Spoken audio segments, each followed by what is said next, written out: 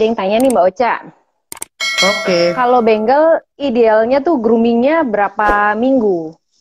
Idealnya berapa jangka waktunya berapa lama untuk ya grooming? tergantung.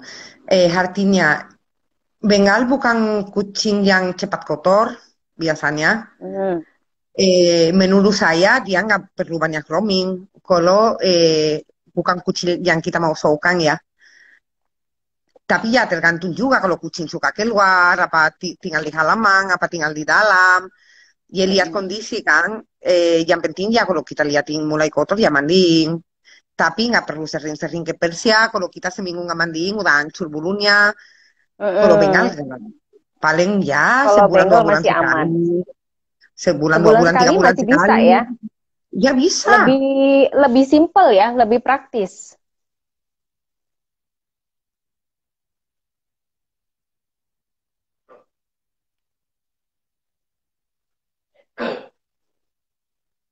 Yap. Ada gangguan sinyal sedikit, mudah-mudahan nggak lama ya. Imuniketri. Ini ada pertanyaan nih dari Imuniketri, Mbak Ocha. Hmm, Untuk breeding. Oke, kita oke. simpan dulu pertanyaannya yang ini karena sebentar lagi kita akan bahas tentang bagaimana caranya menjadi breeder yang baik untuk Bengal. How to Hmm, breed Bengal. Bagaimana kita untuk membreeding Bengal. oke. Mana Kalau tuh? ya kalau menurut saya Bengal dan ras lain pun sama. Yang penting Hmm. kita pelajari standar dulu.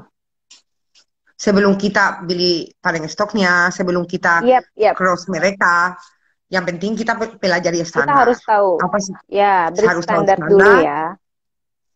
Sebelum kita belanja kucing pun, kalau bisa kita harus tahu standar. Sesudah kita Betul. tahu standar, kita perlu tahu apa kekurangan di kucing kita. Semua kucing punya Hmm. kekurangan dan punya kelebihan. Kita harus Ya. pahami di jantan kita ini kurang apa, dia butuh betina yang kayak apa untuk perbaiki lainnya, perbaiki turunannya.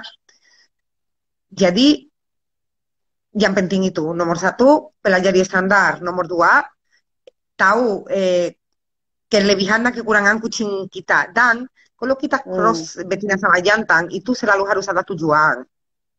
Bukan hanya aduh aku punya jantan, aku punya betina, aku kawinin dan aku jualan akan. Hmm. Iya itu ya mungkin beruntung aja dapat kitanya yang bagus, tapi kita kan nggak tahu lah ya, ngapain kita dengan cross itu. Jadi yang penting kita ada tujuan. Kenapa kita pilih jantan ini? Kenapa kita pilih betina ini? Kenapa kita mau cross mereka? Mungkin jantannya bagus tapi kurang di mata, sedangkan betinanya matanya Mm-mm. istimewa. Mungkin betinanya telinganya agak tinggi, tapi jantannya telinganya pendek, jadi saling menutupi. Itu juga belum tentu nanti harapan sesuai prediksi kita karena breeding itu kan bukan matematik ya. Tapi ya diusahakan dan Ya. ya, banyak doa Bismillah semoga lah dikasih anak yang kita harapkan kurang lebih segitu Hmm. sih. Tapi yang Begitu penting kita ada tujuan. begitu kita mengetahui breed standar kucing yang kita breeding, ya itu Hmm, akan membantu, itu akan sangat membantu untuk kita nanti dalam proses breeding ya, Mbak Ocha ya.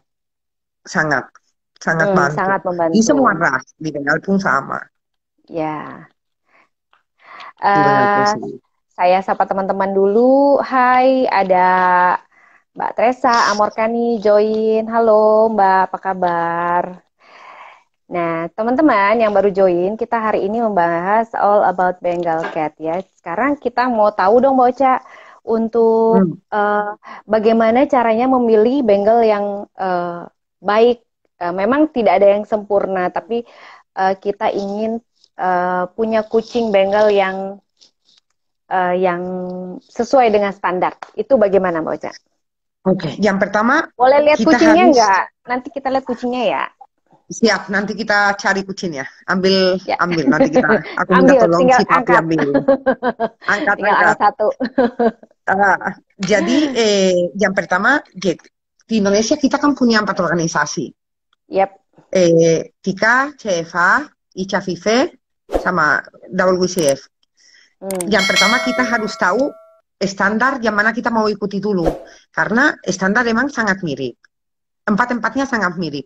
Tapi Ya. menurut saya ada sedikit perbedaan antara empat organisasi tersebut ini. Kita pertama harus pikir, kita mau breeding ke standar yang mana dulu. Ke contoh, Tika, dia, juri-juri itu Tika, standar Tika lebih fokus ke kucing yang wild look. Benar-benar wild look. Jadi nggak begitu perhatikan pattern, roset, motif-motifnya. Ya boleh, dia flow-nya bagus, dia warnanya bagus, Hmm. tapi bukan nomor satu lah untuk Tika. Utama di Tika lebih penting anatominya, kepalanya, terus badannya itu lebih penting. Hmm. Mungkin kalau di Ya. Cheva, patternnya, rosetnya itu sangat penting. Terus menurut saya kalau mungkin di WCF sama Ichafife seimbang. Mereka butuh pattern yang oke dan butuh badan juga yang oke. Jadi kita harus pikir dulu, kita mau show apa mau breeding di organisasi mana dulu. Dari situ Nah, baru cari paling stoknya yang sesuai. berarti kalau pada saat kita mau show juga kita harus bisa melihat dong ya. Kita ikut join join show-nya organisasi mana nih gitu ya, Mbak Ocha. Ya, pengaruh. Mungkin kucing yang akan working bagus banget di organisasi A, Hmm? nggak dapat apa-apa di organisasi B. Ya, Dan sebaliknya. ya. Ya, pengaruh, pasti pengaruh. Ya, intinya itu poin-poin kecil sih sebenarnya, tapi detail-detail kecil itu yang bikin mereka beda. Maksudnya kalau kita baca standar sangat mirip kok, sangat mirip apa tempatnya. Tapi nanti yang kita ketemu di lapangan itu ada sedikit berbeda. Yang juri-juri minta di organisasi yang lain, kita kan udah show di empat organisasi tersebut Ya. ya. Jadi sesudah kita pahami, sesudah lama ikut-ikut show, oh berarti mereka ini lebih suka ke gini, kalau mereka ini lebih suka ke gini. Jadi sebenarnya ya terasa sih kalau di lapangan sih terasa beda. Yang penting itu kita mau fokus ke organisasi mana dulu. Dari Ya. organisasi yang kita fokus, Ya, kalau liatin. kalau Hmm, kalau saran dari Mbak Ocha untuk Katri-Katri yang baru akan fokus ke Bengal, itu hmm, saran dari Mbak Ocha salah satunya apa nih? Apa dia harus punya eh, dua macam, ibaratnya tuh dia punya semua yang beberapa organisasi ini suka gitu, atau bagaimana? mungkin akan ribet sih menurut saya kalau mau penuhi standar semua organisasi akan ribet. Jadi mungkin harus pilih yang lebih sehari hati lah, walaupun untuk orang baru, ya mungkin lingkungan dia, teman-teman dia, apa orang yang dia kenal, mereka biasanya suka show di organisasi mana, Hmm. mungkin diikutin lah lingkungan dia.